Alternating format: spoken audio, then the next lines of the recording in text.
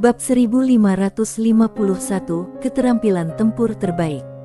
Di kejauhan, sang pemilik pena Tao tertawa, obor bintang yang hebat, ia benar-benar dapat mengguncang miliaran wilayah bintang dengan kekuatannya sendiri dan menyusunnya menjadi sebuah dao. Itu memang keterampilan tempur terbaik di bawah nyata virtual. Sambil berbicara, dia melambaikan tangannya pelan-pelan, lalu cahaya Tao muncul, seketika menyapu bersih sisa kekuatan bintang dalam tubuhnya. Pemilik pena Tao menatap Gupan dan berkata, "Aku harus akui, aku meremehkanmu sebelumnya, kamu cukup hebat." Gupan tertawa, "Harus kukatakan, aku benar-benar ingin bertemu tubuh aslimu." Sang pemilik pena Tao tersenyum dan berkata, "Kamu tidak memenuhi syarat, aku tidak bermaksud menghina kamu.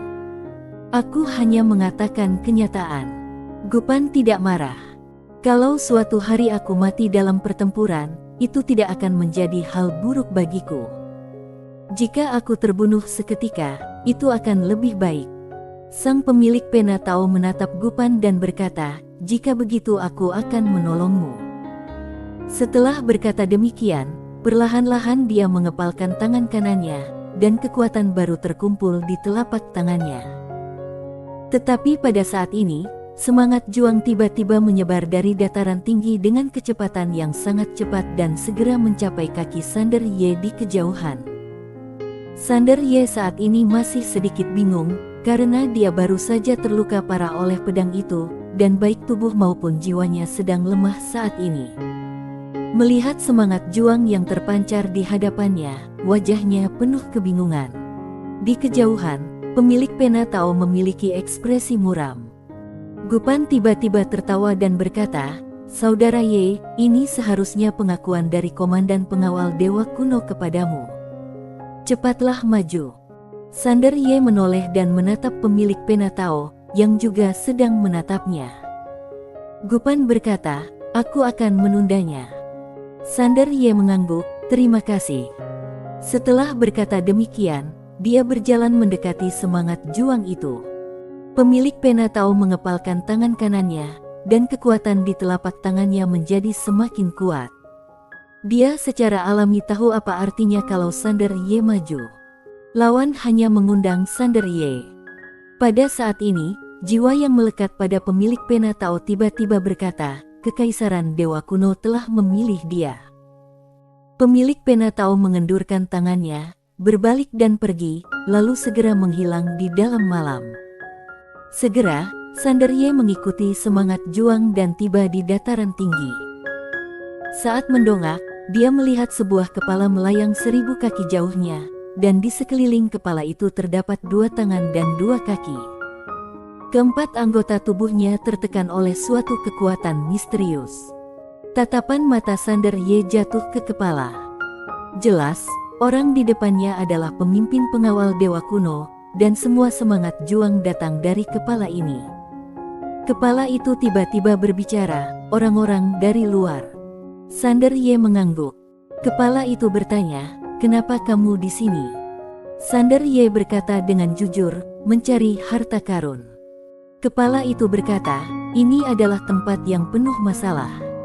Jika kamu datang ke sini untuk mencari harta karun, bahkan jika kamu menemukan harta karun, kamu juga akan terlibat dalam masalah. Apakah kamu tidak takut?" Sander Ye segera berkata, "Tidak takut." Dia tentu saja mengerti lawan ingin membuat kesepakatan dengannya. Dia juga mengerti tidak ada makan siang gratis di dunia. Jika dia, Sander Ye, ingin mendapatkan sesuatu, dia harus membayarnya. Jika dia ingin mengambil keuntungan dari orang lain, dia harus bekerja keras. Kepala itu terdiam sejenak, lalu berkata, "Baik, kultivator pedang muda, pergilah menghadap raja." Saat dia berbicara, sebuah token perlahan melayang di depan Sander Ye.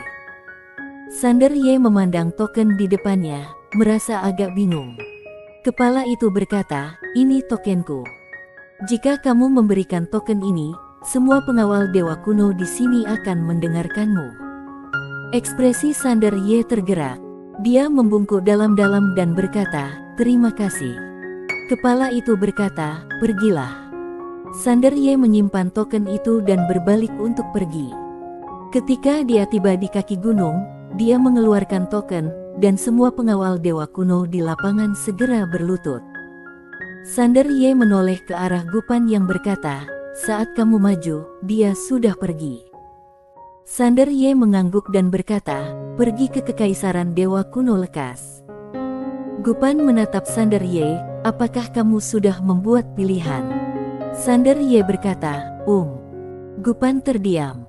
Sander Ye berkata, "Itu tergantung pada apakah kekaisaran dewa kuno akan memilihku." Di tempat ini, Sander Ye harus memilih satu sisi, karena dia tahu pemilik pena Tao pasti akan memilih satu sisi. Terlebih lagi, tempat pertama yang ingin dipilih oleh pemilik pena Tao pastilah kekaisaran dewa kuno, karena kekaisaran dewa kuno memiliki senjata Sen tertinggi. Dan sekarang dia sudah mendapat kesempatan ini, tentu saja dia tidak boleh melewatkannya. Dia juga bisa menebak pemilik pena Tao pasti telah memilih persimpangan antara dunia virtual dan dunia nyata. Dia harus sampai ke ibu kota kuno secepat mungkin. Sander Ye berkata, "Jalan." Segera, di bawah pengawalan kelompok pengawal dewa kuno, Sander Ye dan Gupan langsung menuju ibu kota dewa kuno. Sepanjang perjalanan, tidak ada makhluk hidup yang berani mengganggu mereka. Tidak hanya itu, semakin banyak pula pengawal dewa kuno yang bergabung menjadi penjaga. Sekitar 1 jam kemudian, kelompok itu tiba di sebuah hutan yang gelap dan lebat. Pada saat ini, pengawal dewa kuno yang memimpin berhenti dan menatap hutan lebat, tak bergerak. Sander Ye sedikit bingung. Dia melihat ke arah hutan lebat. Tak lama kemudian, wajahnya menjadi suram. 2 virtual tergantung di pohon di depan hutan lebat. Seorang pria dan seorang wanita. Firasat buruk tiba-tiba muncul dalam benak Sander Ye. Dia menjentikkan lengan bajunya dan 2 cahaya pedang terbang keluar. Tapi, begitu kedua cahaya pedang itu mendekati hutan gelap, mereka menghilang tanpa suara. Sander Ye menyipitkan matanya sedikit. Gupan menatap hutan lebat dan berkata, "Aku khawatir ada dewa di sini." Sander Ye mengangguk. Gupan menoleh ke arah Sander Ye, mengambil jalan belok. Sander Ye berkata, "Enggak usah." Sambil berbicara, dia memandang ke arah pengawal dewa kuno yang memimpin kelompok itu, karena dia melihat semangat juang di mata pengawal dewa kuno. Pada saat ini, pengawal dewa kuno tiba-tiba mengangkat tombak di tangannya, dan saat berikutnya, mereka semua bergegas menuju hutan lebat. Ratusan cahaya keemasan melesat langsung ke hutan yang gelap. Dalam sekejap, langit dan bumi menjadi terang benderang, seakan-akan hari masih siang. Dalam sekejap mata, ratusan cahaya keemasan menyerbu ke kedalaman hutan lebat. Bang! Tiba-tiba terdengar suara gemuruh dari dalam hutan yang lebat. Sander Ye tiba-tiba merentangkan kedua telapak tangannya, dan 2 cahaya pedang terbang keluar. Di kejauhan, pria dan wanita yang tergantung diseret di depannya oleh cahaya pedang. Sander Ye berjalan mendekati mereka berdua, dan ketika dia melihat wajah mereka, wajahnya tiba-tiba menjadi gelap. Seperti yang telah diduganya, 2 orang di depannya adalah Zeto Yuan dan Lin Niqin, putra dan menantu Fano Yuan. Kenapa mereka ada di sini? Sander Ye sangat bingung. Pada saat ini, Gupan tiba-tiba berkata, "Mereka masih hidup." Sander Ye menoleh dan menatap Gupan, yang berkata dengan suara berat, "Hanya saja jiwa mereka terpenjara, tetapi masih berada di dalam tubuh mereka." Sander Ye menoleh dan menatap mereka berdua. Benar saja, dia merasakan nafas jiwa jauh di dalam tubuh mereka. Gupan menambahkan, kedua orang ini juga adalah kultivator. Sander Ye mengangguk, "Memang benar. Saudaraku, apakah kamu punya cara untuk menghancurkan segel di tubuh mereka?" Gupan berkata, "Aku akan mencoba." Sambil berbicara, dia berjalan mendekati mereka berdua dan merentangkan kedua telapak tangannya. Bintang-bintang berkumpul di sekitar mereka dan tak lama kemudian, cahaya bintang yang tak terhitung jumlahnya jatuh ke tubuh mereka. Setelah waktu yang tidak diketahui, bola gas hitam tiba-tiba keluar dari tubuh mereka. Uhuk, uhuk. Keduanya terbatuk keras. Pria itu membuka matanya lebih dulu. Ketika dia melihat Sander Ye dan Gupan, dia tertegun. Kemudian dia cepat-cepat menoleh ke arah wanita di sampingnya, Lini. Wanita itu perlahan membuka matanya. Saat ini ada sedikit kebingungan di matanya. Jelas saja dia tidak menyadari dia masih hidup. Setelah mendengar kata-kata pria itu, matanya menjadi lebih jeli. Melihat pemandangan ini, Zeto Yuan langsung menghela napas lega. Sander Ye tiba-tiba bertanya, "Kenapa kalian ada di sini?" Mendengar kata-kata Sander Ye, Zeto Yuan menoleh menatap Sander Ye. Dia segera membantu Lini Qin berdiri, lalu membungkuk hormat, "Terima kasih telah menyelamatkan nyawa kami, Tuan." Dia berhenti sejenak dan melanjutkan, "Kami datang ke sini karena kami tersesat." Melihat keduanya berbohong, Sander Ye langsung mengerutkan kening. Dia menatap mereka dan berkata, "Kalian berasal dari perbatasan antara dunia nyata dan dunia virtual."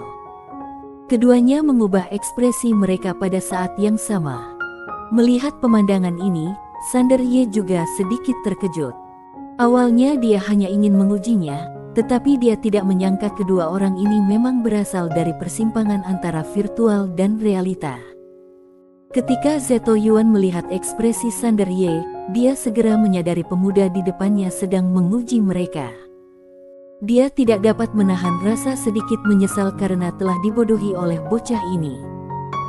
Sander Ye menatap mereka berdua, "Ternyata kalian berasal dari persimpangan dunia virtual dan dunia nyata, mengapa kalian begitu lemah?" Keduanya tersenyum pahit. Sander Ye berkata, "Mengapa aku menyelamatkanmu adalah karena kepala desa Yuan dan Nona Yus." "Yus?"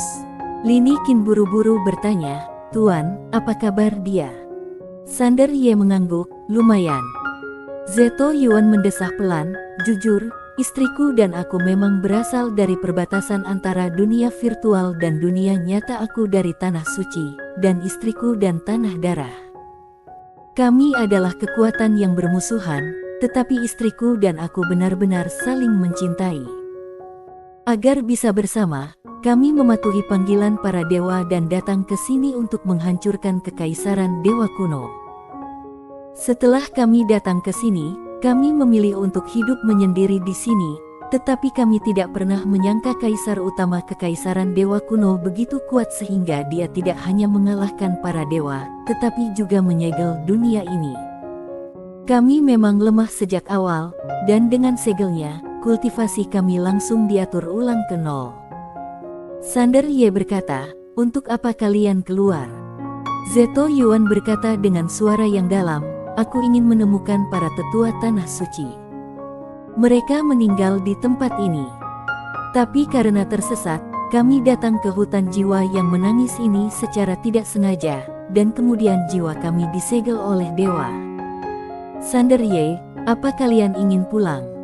Zeto Yuan ragu sejenak, lalu berkata, "Aku ingin kembali."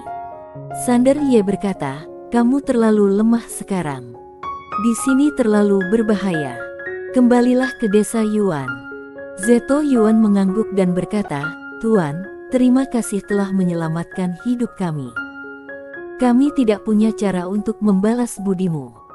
Sambil berbicara, dia membuka telapak tangannya dan sebuah liontin giok muncul di tangannya. Dia menyerahkan liontin giok itu kepada Sander Ye, "Tuan, jika kamu memiliki kesempatan untuk pergi ke perbatasan nyata dan virtual kelak, kamu dapat memberikan benda ini kepada Tuan Suci Tanah Suci.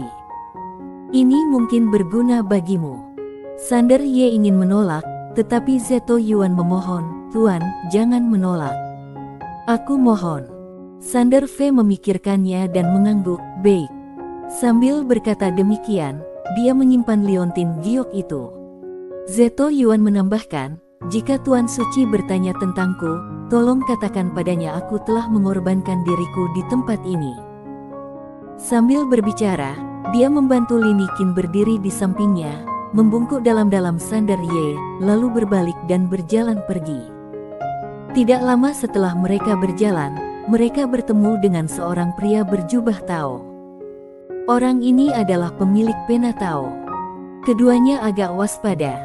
Pemilik pena Tao tersenyum dan berkata, "Tidak usah gugup. Aku tidak punya niat buruk. Aku hanya ingin mendiskusikan sesuatu dengan kalian." Zeto Yuan berkata dengan suara yang dalam, "Apa yang ingin kamu diskusikan?" Sang pemilik pena Tao berkata, "Begini, selama ini aku malas dan hanya menerima satu murid. Sekarang aku ingin menerima murid lagi." Keduanya sedikit bingung. Zeto Yuan bertanya, "Apa kamu tertarik pada aku?" Pemilik pena Tao melambaikan tangannya berulang kali, "Tidak, tidak, tidak. Aku tertarik pada putrimu, Nona Yus." Ekspresi mereka berdua langsung berubah. Bersambung.